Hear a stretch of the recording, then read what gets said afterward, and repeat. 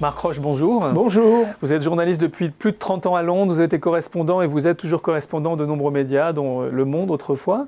Vous avez écrit ce livre, Le Brexit va réussir, et pourtant vous, biographe de la reine, vous très attaché à ce pays, vous étiez contre son départ de l'Union européenne. Vous avez changé d'avis au point que vous êtes devenu britannique récemment.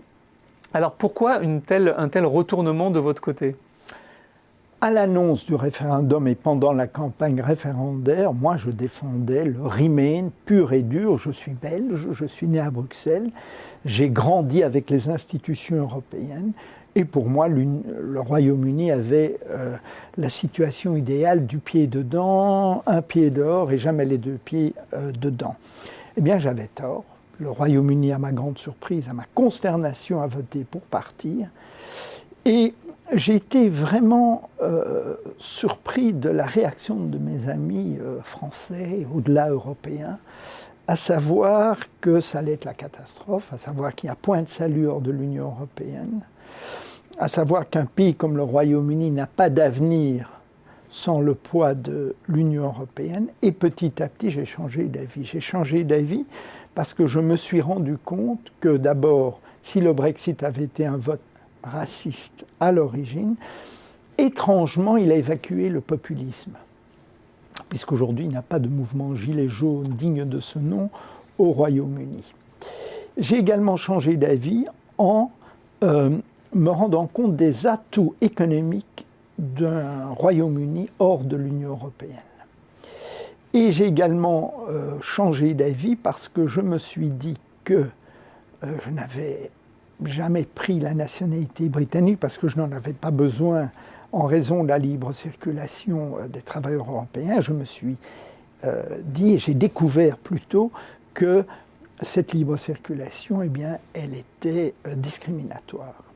Et pour toutes ces raisons, sans parler de mon attachement viscéral à la monarchie britannique, sur laquelle j'ai beaucoup écrit, toutes ces raisons ont fait que progressivement, je suis devenu un partisan d'un départ soft. Mais le problème qu'il y a, c'est que tous les modèles existants, que ce soit le norvégien ou le canadien, ou un no deal, ou le retour dans l'Union européenne, ils sont tous impossibles. Donc le Royaume-Uni va devoir inventer sa nouvelle position planétaire après le Brexit. Alors vous expliquez très bien toutes ces raisons qui vous ont conduit à changer d'avis et on voit ça de l'intérieur dans votre livre. Il y en a une sur laquelle je voudrais insister, c'est votre attachement à la reine. Alors la reine, elle a un rôle qui n'est pas seulement politique, c'est aussi une grande entreprise de relations publiques, du moins la monarchie. Alors pourquoi ? Moi j'ai été toujours fasciné par la monarchie britannique en raison de son rôle dans le soft power britannique. C'est-à-dire que par rapport aux républiques du continent, par rapport à la Belgique, qui a également une monarchie, il y a un éclat qui est lié à l'importance mondiale de la monarchie via le Commonwealth, dont la reine est le chef. Et j'ai toujours été fasciné aussi par le personnage d'Élisabeth II qui, en cette période en cette période où tout le monde parle trop, elle n'a jamais rien dit. Et c'est ce silence qui vaut tous les discours du trône, ce silence qui explique sa popularité. Elle est au-dessus de la mêlée, moi je la soupçonne d'être Brexit, on n'en sait rien. Au-dessus de la mêlée, un point fixe dans la tourmente, et au moment où les Britanniques voient toutes leurs institutions éclaboussées par des scandales, au moment où les Britanniques doutent de leur avenir, au moment où le pays est plus divisé que jamais entre pro-Brexit et anti-Brexit, la reine constitue le point d'ancrage de ce royaume et aussi le point d'ancrage qui va permettre à ce royaume de surmonter la crise du Brexit. Alors on voit aussi que des événements royaux comme le mariage du prince Harry et de Meghan Markle font des audiences planétaires, des centaines de millions de téléspectateurs. Donc vous dites derrière ça, il y a quand même un soft power, et notamment dans le domaine culturel, qui est très important.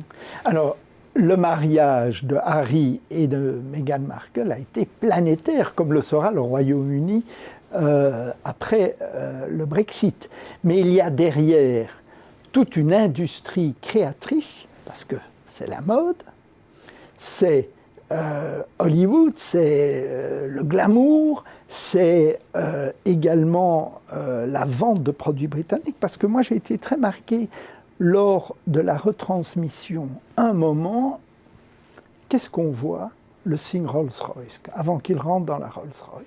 Tout cela fait partie d'une politique de communication visant à promouvoir le Made in Britain via son meilleur représentant, qui est la famille royale. Et finalement, cette famille, elle se réinvente aussi, comme le Royaume-Uni va devoir se réinventer. La famille royale ne cesse de se réinventer, puisque après la reine, il y aura le prince Charles, qui est un personnage totalement différent, et après le prince Charles, il y aura le prince William, qui lui est beaucoup plus conformiste, plus conservateur, et donc elle se réinvente sans cesse. C'est la plus belle réinvention pour coller à la société multiculturelle britannique, c'est bien sûr le mariage, non seulement avec une divorcée, non seulement avec une comédienne, mais avec une métisse du prince Harry. Marc Roche, merci pour cet éclairage. Je vous remercie.